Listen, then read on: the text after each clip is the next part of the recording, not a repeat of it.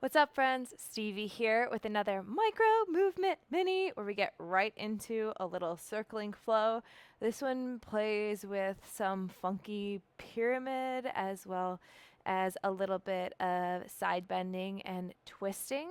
There is no warm up or cool down, it's just a quick little micro movement session that ends up looping back and forth on the mat. You will end up facing the front or the back. So I often do like to put blocks on one side. I'm going to put them in the back of my mat for now, and I'll call that the block side or the empty side to help ease the confusion. We will also be putting our knees or our shins on the mat from time to time. So if that means you want a blanket or something, that can be a great addition to soften the surface of your practice. As always with any of my classes, but especially these micro ones, feel free to adjust, sub out, change, add to, or just skip anything that you would like to make this more comfortable for your body. And the nice thing about online is that you can come back as many times as you want. So if it's like, oh wow, this feels like too much right off the bat, sometimes the second or the third round through, you start to be like, yeah, okay, my body's got this. And that's the beauty of these quick little pocket segments, is you can come back to them time and time again. Face the front of your mat or the empty side of your mat. Place your right foot forward and your left foot slightly behind. So we're doing a small pyramid style stance, but make it a small one. Place a small bend into your front knee and start to kind of lunge into that foot just a little bit. Think about squeezing through your back glute. Long spine. Hinge at the hips and fold until you are about halfway between the ground. Keep pressing firmly through your back heel. Keep a bend into your front leg, just a little one, so that you can feel things happening in the back of your front leg. You can even take your hands to the back of your leg and say, hey, hamstrings, what's up? Maybe you want to bob up and down a little bit here. Still thinking about pressing through the back heel, squeezing through the back glute. Long spine. Maybe you go a little bit lower. Keep pressing through that front heel too. Can you feel the back of your front leg working? Maybe you go a little bit higher. Maybe you get a little bit lower. Maybe go a little bit higher. Can you tuck your right hip back in space? Perhaps you're starting to have some sensations through the hips or the hamstrings. When you're ready, fold over your front leg to whatever degree that feels comfortable. Take your hands and flip your palms so that they face forward. Tense your fingertips and take them back behind your front foot. If you need to bend your front leg more, that's great. What do you need to do here to get your fingertips to the floor? Press into your fingers and pull them towards the midline. Push into your fingers, push into your front foot. What do you have to do to peel to the front of your back toe? So it's like you're kind of trying to get to just your big toe. Could you even push through your fingers, push through your front foot and curl your back heel in? What is this weird shape? Curl your back heel in. Without thinking about it too much, rest your back toes down, maybe a little bit further back, and lower your knee. Thinking about some kind of weird half split, so you might have to scoot your front foot forward a little bit. I do. And your hands are still somewhat backwards, and that's fine. Fold over here for just a second. We'll go a little slower on this first round, and then we'll start to pick up the pace. Remove your hands, lunge forward into that right foot, take your arms up overhead, any kind of Anjaneyasana that feels interesting to you, squeeze through the back glute. Now, your right leg is forward, so think about your right hand. Whichever arm is or whichever leg is forward, that's the arm you're going to think about. Take your right hand, swoop it inside of that leg, take it to the middle of your space, pick up your back knee, and open to a wide-legged forward fold. Left arm up to the sky. Stretch your hands in opposite directions. Look towards the block side of your mat. That's the back of your mat. Pivot your feet towards that and lower your back knee. So it's like you're in a little low lunge. Pick up your right hand. Take your arms out to the side. Catch your balance. And then take a little side bend over towards the left. Squeeze your right glute as you do this. Push your right knee down into the floor. Bring your torso to neutral. Tuck your back toes, a little balance challenge. Hover your back knee off the floor. And then slower than you'd like to, lift up. Maybe you shrink your stance a little bit as you bring your back foot down, thinking more of that pyramid style stance. And oh, hey, we're ready for the other side. So again, try to square your hips towards the front. Place a small bend into your front knee. Hinge at the hip. Squeeze your back glute. And push through both heels. Find that place kind of in between. It doesn't have to be exactly in the middle, but where you can feel both legs working here. Are you still squeezing your back glute? Can you feel a small sensation in the front hamstring?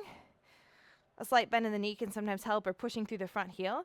Maybe you need to go slowly up and down and bob a little bit. Slowly up and down and bob a little bit. Push through your heel.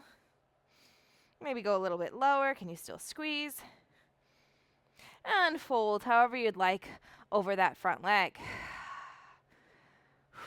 Take your hands and again flip your palms towards the front.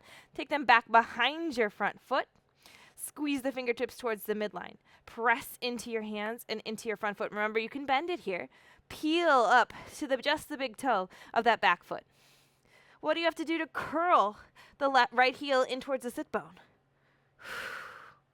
Take it back a little bit further and lower down through the toe and the knee. Some kind of weird little half split.